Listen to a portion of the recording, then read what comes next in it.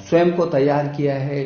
छात्र छात्राओं को मदद के लिए अध्यापक और अभिभावक गण ने पूरी ताकत के साथ बच्चे की मदद की है, छात्र छात्राओं की मदद की है, अपने बच्चों की मदद की है। मैं विशेष करके अध्यापक गण के प्रति और अभिभावकों के प्रति बहुत आभारी हूं कि जब पूरी दुनिया एक एक वर्ष पीछे अपने पाठ्यक्रमों को ले गई, अपने सत्र को ले गई, ऐसे अवसर पर हमने अपने बच्चों का साल खराब नहीं होने दिया और बहुत सक्रियता, सजगता और सुरक्षा को साथ लेकर के हम लोगों ने परीक्षाएं भी कराई हैं और एक वर्ष पूरी तरीके से बचाया है बच्चों का।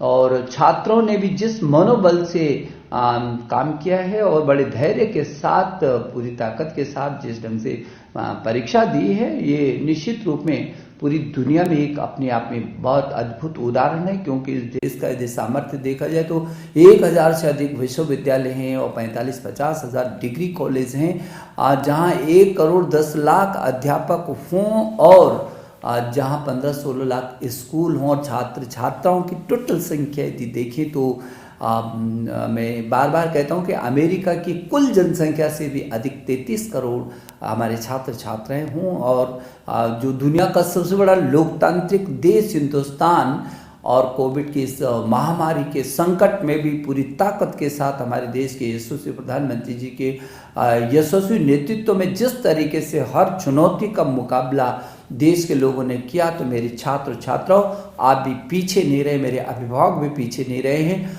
और मेरे अध्यापक तो योद्धा बन करके और सामने रहे हैं। तो मैं समझता हूं कि हमने बच्चों को इस बीच ऑनलाइन पढ़ाया भी है, उनकी परीक्षाएं भी करवाई हैं, रिजल्ट भी दिया और अब हम आगे की इस सत्र की तैयारियों में जुटे हुए हैं। और डिजिटल इंडिया जो हमारे देश के प्रधानमंत्री का विजन था, इस कोरोना काल ने उस विजन को क्रियान्वित किया धरती पर। मैं समझता हूं कि 33 करोड़ छात्र छात्राओं को ऑनलाइन पर लाना दुनिया सोच भी नहीं सकती है। हाँ, अभी कुछ छात्र छात्रा ऐसे हैं जिनके पास स्मार्ट टेलीफोन नहीं है, जहां नेट की सुविधा नहीं है, लेकिन हमने उनको भी वंचित नहीं रखा। हम टेलीविजन के माध्यम से, रेडियो के माध्यम से, सामुदायिक रेडियो के माध्यम से और जैसे कि one nation one digital platform की हमने बात की थी और वन क्लास 1 चैनल की बात की थी और हमारे स्वयं प्रभा के 32 चैनल जो 24 घंटे हमारे छात्र छात्राओं के लिए समर्पित हैं, DTH पर उनकी समर्पितता है और उसी से जो छात्र दीक्षा पर नहीं आ सके हैं, उसके कारण उनको दिक्कत हुई, मोबाइल में नहीं उसको पा सकें, उनको भिन्न भिन्न तरीके से हम लोगों ने किया। लेकिन मुझे इस बात की खुशी है और ये कहते हुए मुझे गर्व भी महसूस होता है कि हिंदुस्तान की शैक्षणिक जो गतिविधियां हैं वो पूरी ताकत के साथ खड़ी रही हैं, चरमराई नहीं है। हाँ, कभी हमने पाठ्यक्रम को कम किया, लगातार हम शैक्षणिक कैलेंडर को जारी करते रहे, हम छात्रों से सीधा संवाद करते रहे, हम अभिभावकों से संवाद करते रहे, हम अध्यापकों से, अब सबसे हम संवाद करते रहे और जो भी कठिनाई आई हमने मिल करके उसका समाधान किया। और मैं अपने अधिकारियों के प्रति भी मंत्रालय के कि 24 घंटे में से 20-20 घंटा, 18-18 घंटे रात और दिन काम करके और जिस तरीके से मेरे देश के 33 करोड़ छात्रों में से 25 करोड़ तक ऑनलाइन पर लाने में सफलता प्राप्त की, दुनिया का अद्भुत उदाहरण है। और हमने जेईई और नीट की भी परीक्षाओं को कराया और बहुत सुरक्षित तरीके से नीट भी दुनिया की सबसे बड़ी इस कोरोना काल की परीक्षा थी और जो बहुत ही सफलतम रहा है। मैं सोचता हूं कि मनोदर्पण जैसे कार्यक्रमों को भी हमने किया और उससे पहले जो जेईई की परीक्षा के लिए जो NTA ने ऐप बनाया था और लगातार कैसे करके छात्र को जो संभव हो सकता है वो क्या क्या किया जा सकता है, लगातार इस दिशा में हम लोग प्रयासरत हैं। और मेरे छात्र छात्रों, मुझे लगता है कि कभी एक समय था जो मोबाइल पर हम अपने केवल मित्रों से बात करते थे, अब मोबाइल पर हम दीक्षा को डाउनलोड कर रहे हैं और हम पढ़ाई कर रहे हैं। एक समय था जब आप ईयरफोन लगा करके केवल गाना सुना करते थे, लेकिन आज वो ईयरफोन लगा करके आप पाठ्यक्रमों को सुनते। एक समय था जब टेलीविज़न केवल मनोरंजन का विषय होता था, लेकिन आज वही टेलीविज़न हमको शिक्षा के काम में भी ला रहा है, हमारे पाठ्यक्रमों को हमको समझा रहा है। स्वयं प्रभा पर हम उसको अच्छे तरीके से देख पा रहे हैं। तो मैं समझता हूँ बहुत आमूलचूल तेजी से बदलाव आ रहा है। जो नई शिक्षा नीति हम लेकर आई हैं पूरी दुनिया में सबसे बड़े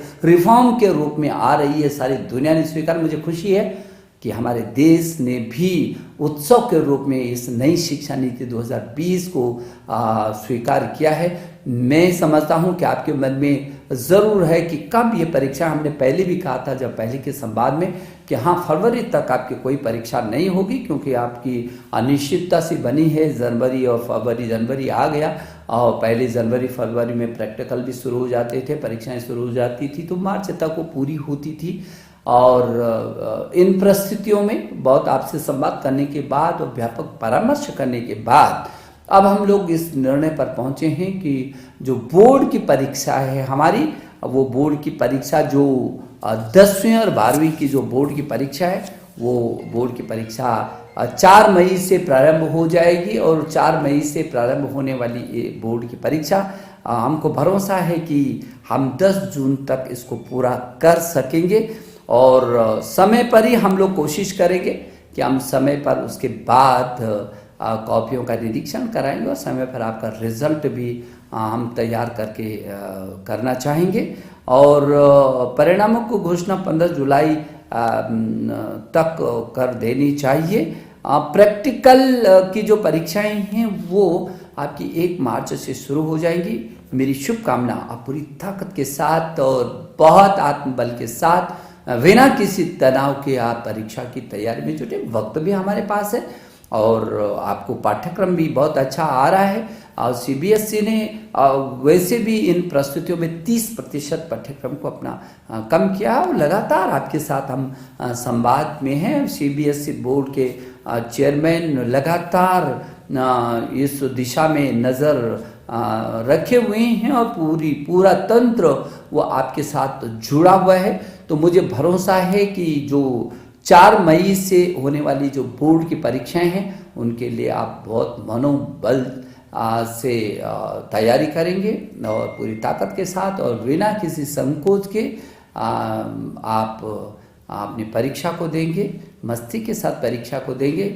और जो विदेशी, क्योंकि देश से हट करके दुनिया के लगभग 25-26 देशों में जो सीबीएसई के स्कूल चल रहे हैं, दुनिया के इन 25 देशों में रहने वाले छात्र छात्राएं भी यदि मेरी बात को सुन रहे हैं तो उनको कोई चिंता करने की ज़रूरत नहीं है। उनके भी हर समाधान को करने की हम कोशिश कर रहे हैं। मेरे प्रिय छात्र छात्राओं, 2020 बहुत योद्धा की तरह आपने इस 2020 को आप विदाई दे रहे हैं और मैं नए वर्ष की जो पूर्व संध्या पर मैं आपको शुभकामना देने के लिए आपके बीच आया हूं। और नई तिथियों की घोषणा की आने वाले साल में हम इन तिथियों का भी स्वागत करना चाहते हैं, जब मेरे आप सभी छात्र छात्राएं बहुत मनोयोग के साथ बिना किसी तनाव के अपनी परीक्षाओं को देंगे। मैं आपके अभिभावकों को और आपके अध्यापक गण को एक बार फिर अभिनंदन करता हूं और आपको शुभकामना देता हूं। नमस्ते।